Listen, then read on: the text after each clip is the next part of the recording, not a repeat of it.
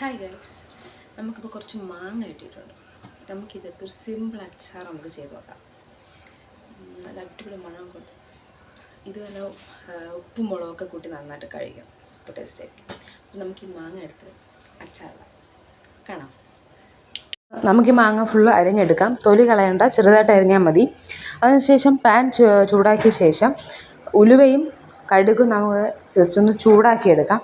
ചൂടാക്കിയെടുത്ത് കരിഞ്ഞു പോകാൻ സൂക്ഷിക്കണം. ചൂടാക്കിയെടുത്ത് നമ്മൾ ഒന്ന് പൊടിച്ച് മാറ്റി വയ്ക്കാം.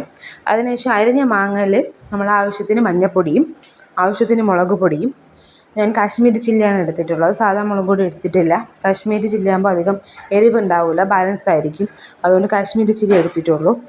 അതിനുശേഷം പൊടിച്ച മസാലയും കൂടെ ഇതിലോട്ട് ചേർത്ത് ആവശ്യത്തിന് ഉപ്പും കൂടെ ചേർത്ത് നമുക്ക് ഇത് ഒന്ന് മാറ്റി വയ്ക്കാം. അതിനുശേഷം നമ്മൾ ഇതിലോട്ടുള്ളൊരു താളിപ്പ് കാച്ചാൻ നമുക്ക് താളിപ്പ് ഉണ്ടാക്കാം. അപ്പോൾ പാൻ ചൂടായതിന് ശേഷം ആവശ്യത്തിന് വെളിച്ചെണ്ണയോ നല്ലെണ്ണയോ യൂസ് ചെയ്യാം. ഞാൻ വെളിച്ചെണ്ണ എടുക്കുന്നുള്ളൂ.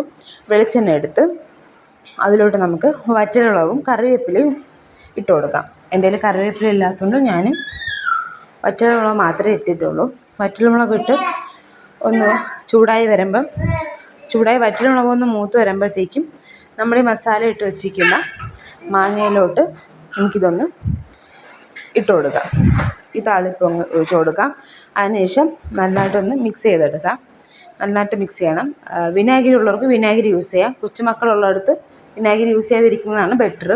അപ്പോൾ ഞാനിത് കുറച്ച് ഇട്ട് കൊടുക്കുന്നുണ്ട്. ഞാൻ കുറച്ച് യൂസ് ചെയ്യുന്നുണ്ട് വിനാഗിരി. അപ്പോൾ വിനാഗിരിയും കൂടെ ഒഴിച്ച് അല്ലാതെയോ ഒന്ന് മിക്സാക്കി നമുക്കെടുക്കാം. ഇത് ചെറിയൊരു മാങ്ങാച്ചാറാണ്. ഇഞ്ചി വെളുത്തുള്ളിയൊന്നും യൂസ് ചെയ്തുകൊണ്ട് ഉണ്ടാക്കുന്ന മാങ്ങാച്ചാറല്ല. അപ്പോൾ ചെറിയൊരു മാങ്ങാച്ചാർ. എല്ലാവരും ഒന്ന് ട്രൈ ചെയ്ത് നോക്കണം. ട്രൈ ചെയ്ത് ഫീഡ്ബാക്ക് അറിയിക്കാൻ മറക്കണ്ട. എല്ലാവരും ചാനൽ സബ്സ്ക്രൈബ് ചെയ്തിട്ട് സപ്പോർട്ട് ചെയ്യുക.